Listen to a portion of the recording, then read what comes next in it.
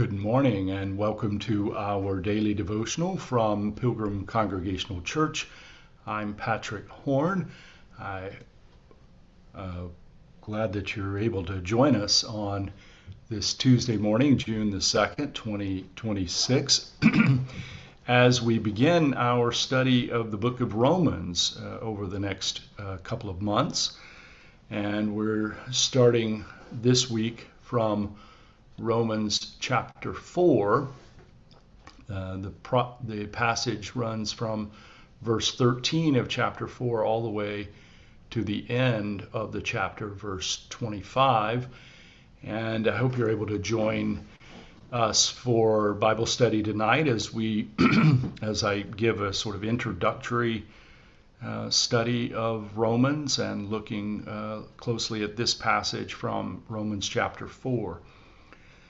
So Paul is accomplishing many things in this book. It's almost as if he wants to put everything into it that he can finally say. And one of the big themes in this book is the relationship of the ancient Jewish faith, and which is current, contemporary for Paul, the relationship of that faith to this faith in the resurrected Christ. And so Paul spends a lot of time talking about that.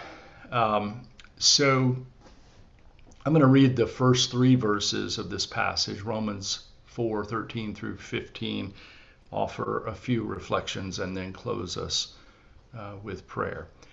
So Romans chapter 4:13 through 15, for the promise that he would inherit the world did not come to Abraham or to his descendants through the law, but through the righteousness of faith. For if it is the adherents of the law who are to be the heirs, faith is null, and the promise is void. For the law brings wrath, but where there is no law, neither is there transgression. So, as I said, Paul is very concerned here to show the relationship between his own Jewish faith and his new convictions concerning the resurrected Christ. And he does this by emphasizing in Romans that what Abraham represents as a central figure of faith is that this is a gift that's offered to the whole world, that this is not something that's just comes through the law that was given to the Jewish people, but rather that what is offered to the whole world, that is union with God, comes through the righteousness of faith, not through the inheritance of the law. And so this is a very central theme in Paul, because of course he's concerned to extend this universal message to everyone in the known world. There's no possible way of being left out of this message. It is for Paul universal. And in order, in his mind, as a faithful adherent to the Jewish tradition and faith, in order for that to make sense, then he emphasizes that what is significant about Abraham as the one through whom all the nations shall be blessed, what's significant about Abraham is not that he is an inheritor of the law of Moses, because of course he predates Moses, but because he practices faith. He has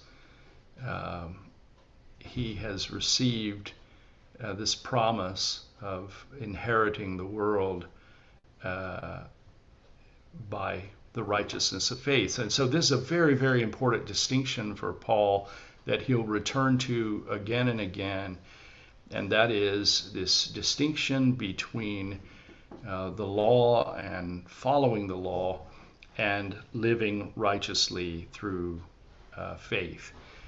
So I look forward to discussing this more thoroughly tonight and throughout the rest of this summer, and hope you're able to join us as much as you're able. So this is a prayer from the Temple, a Book of Prayer by W.E. Orchard.